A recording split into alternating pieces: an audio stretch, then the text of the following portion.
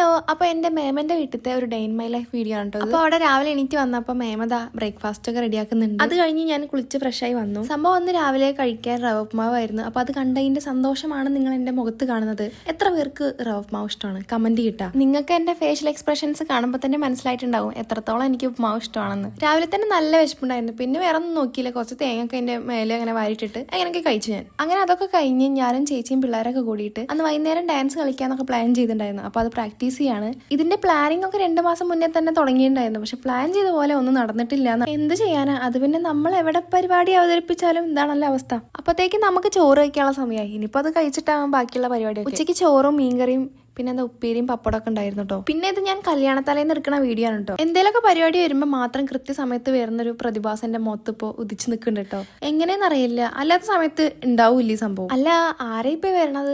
ആളെ മനസ്സിലായോ? വേറെ ആരും അല്ല, എന്റെ മാതാശ്രീയാണ്. ചേച്ചി ഏട്ടനും കൂടിയിട്ട് പെണ്ണിന്റെ വീട്ടിലേക്ക് കല്യാണ സാരി കൊണ്ടേ കൊടുക്കാൻ പോവാണ് കേട്ടോ. വൈകുന്നേരം ആയപ്പോഴത്തേക്ക് എല്ലാവരും വന്നു തുടങ്ങി. ചെറിയച്ഛനും മേമാരും എല്ലാവരും വന്നിട്ടോ. ആ സമയത്ത് എല്ലാവരും ഓരോരോ തിരക്കിലാട്ടോ. ഇതാ വിശാൽ ഇവിടെ ഷർട്ട് അയൺ ചെയ്യുന്നുണ്ട്.